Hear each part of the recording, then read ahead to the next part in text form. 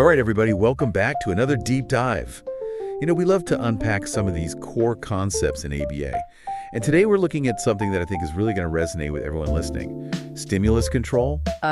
Yes. Chapter 15, and behavior analysis for lasting change. And it's all about, how things in our environment, Right. those stimuli impact how we behave. And this is way more than just an abstract idea. Yeah. It's really happening all the time. Think about like stopping at a red light or answering your phone when it rings. That's stimulus control in action. It is. We are literally trained to respond to these cues in our environment. So that's what we're going to be kind of dissecting today. Absolutely. And I think it's a great analogy. I mean, it really is about how our past experiences with consequences shape how we react to certain cues. I mean, even the textbook definition mentions that.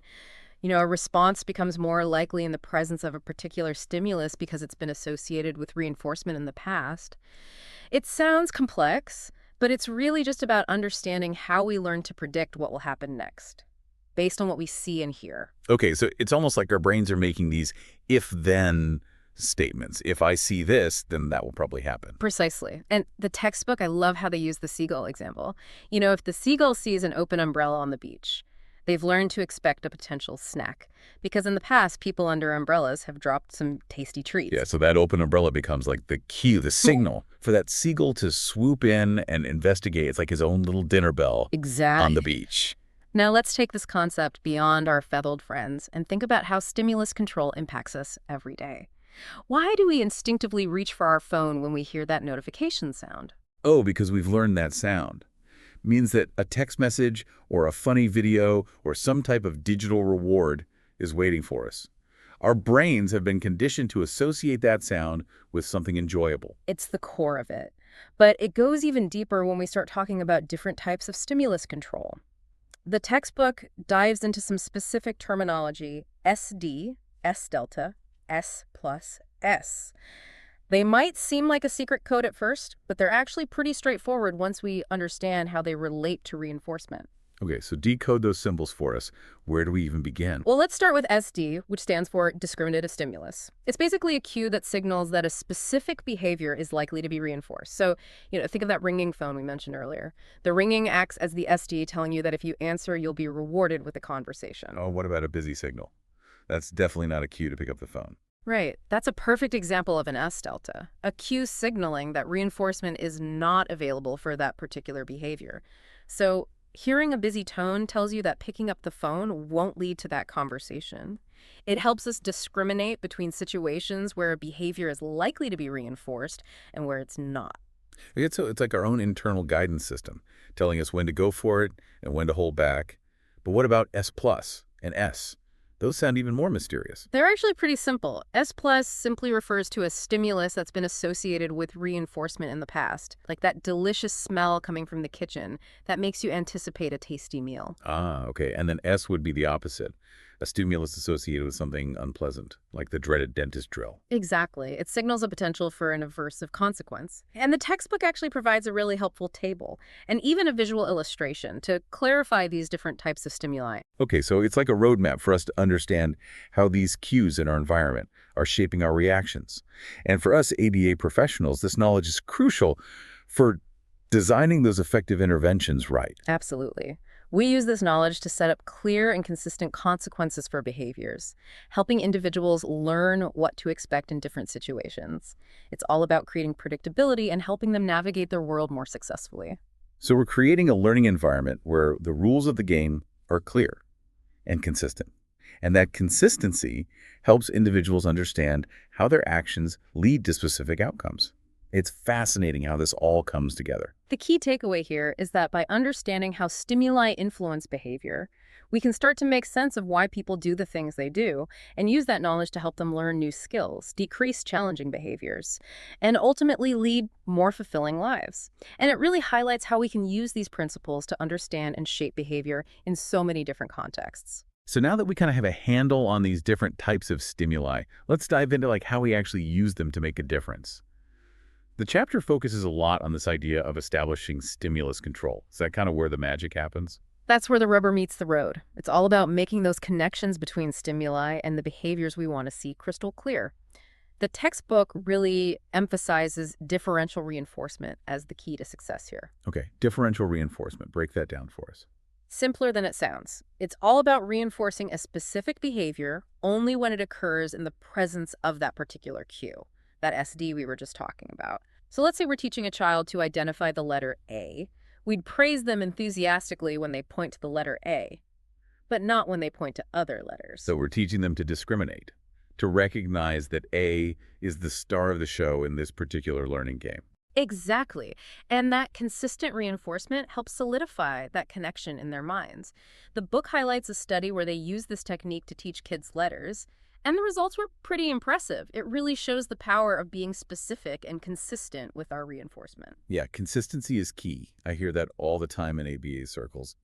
But I imagine it's not always easy to establish stimulus control in like real-world settings, right? No. Life is messy. Life is unpredictable. That's the challenge and the beauty of our work. Hmm. The textbook does acknowledge those real-world hurdles and provide some helpful insights. One crucial point is the need to identify those specific stimuli that are actually controlling the behavior. Sometimes it's not what we initially think it is, so we have to be detectives a bit, observing carefully, analyzing the situation. You got to be curious. Question our assumptions. We can't just jump to conclusions about what's driving the behavior. Precisely. And once we've identified those key stimuli, we need to make sure they're salient, meaning they stand out from the background noise and are easily noticed. Think about those flashing neon signs that capture your attention. We want our good behavior cues to be just as eye-catching. I love that. So it's like we're creating this learning environment where the signals for that desired behavior are loud and clear. No more whispering those expectations. But what about when things get tricky? Like when the environment is chaotic? Or maybe the individual's motivation is low? Those are definitely common challenges in ABA practice. The key is to be flexible, adaptable, ready to adjust our strategies based on what's working or not working. In each unique situation, there's no one-size-fits-all approach, and sometimes it takes some creative problem solving to figure out what will be most effective. So it's like being a scientist and an artist. Blending those evidence-based practices with a little bit of intuition and ingenuity. Absolutely. We need to be comfortable experimenting, tweaking our approaches, learning from both our successes and setbacks. And speaking of setbacks, the textbook mentions some common pitfalls to watch out for. One is accidentally reinforcing the wrong behaviors, which can happen more easily than we'd like to admit. Oh, I've been there. Like when you're trying to get your kid to clean their room. Yeah.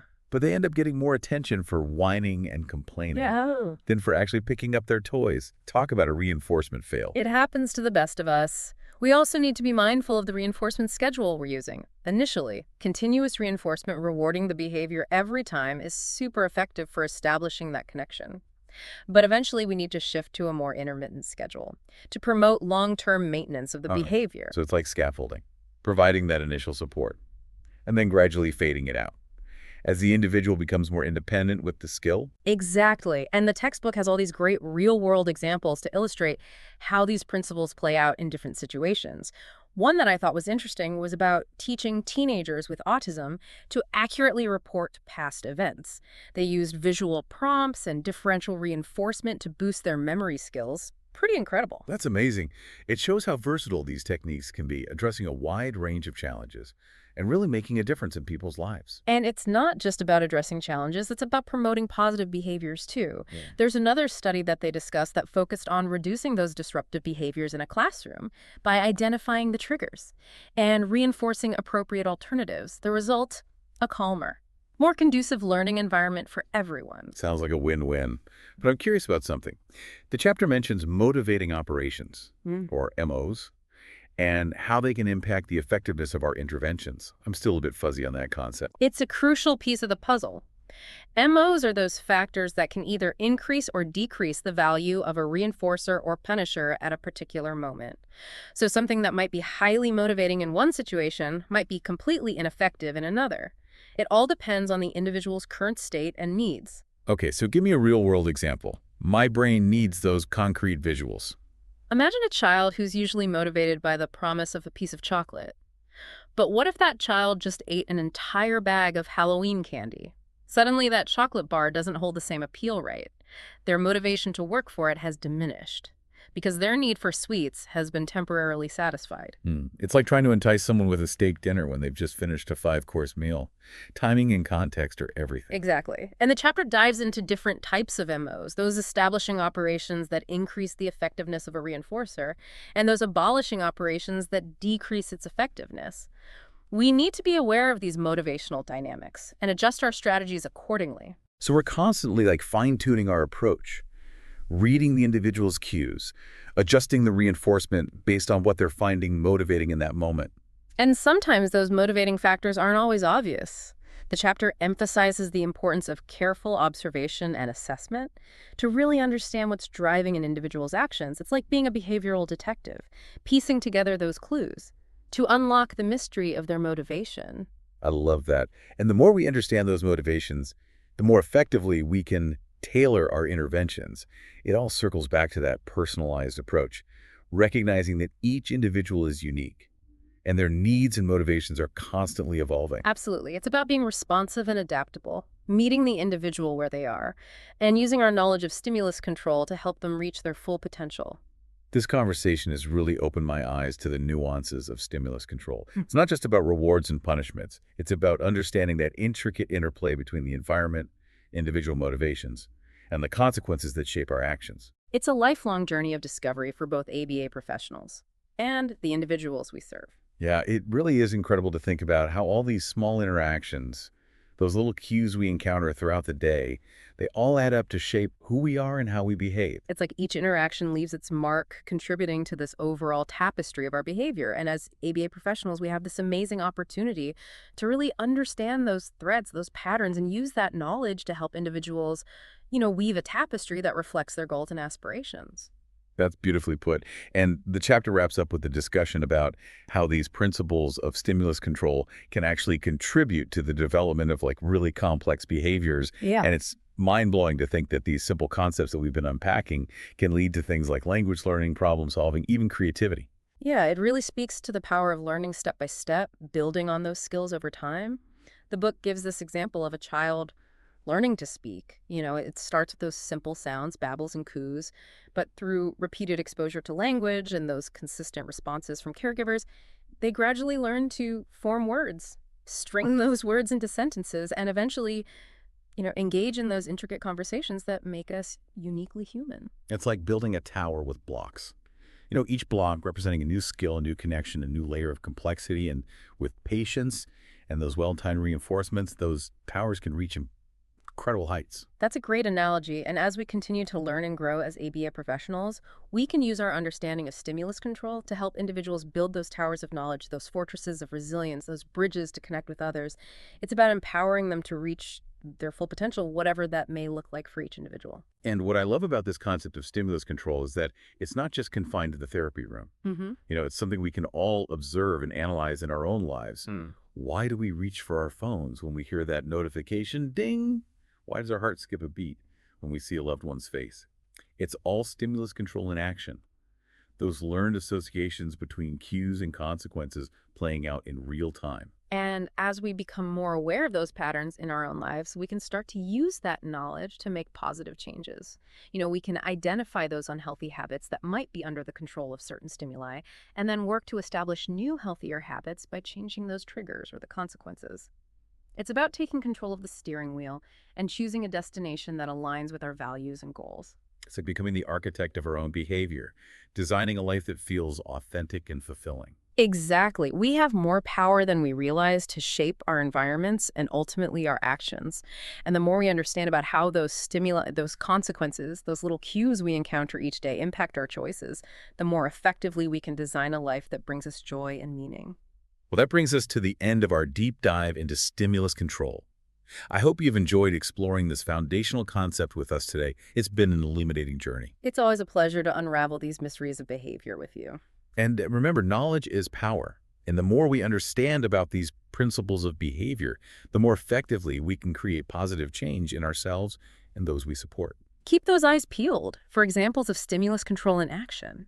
Think about the stimuli that are shaping your own behavior and the consequences that are guiding your choices. Use this knowledge to navigate your world with intention and purpose. Until next time, keep learning, keep exploring, and keep those conversations about ABA flowing. We'll catch you on our next deep dive.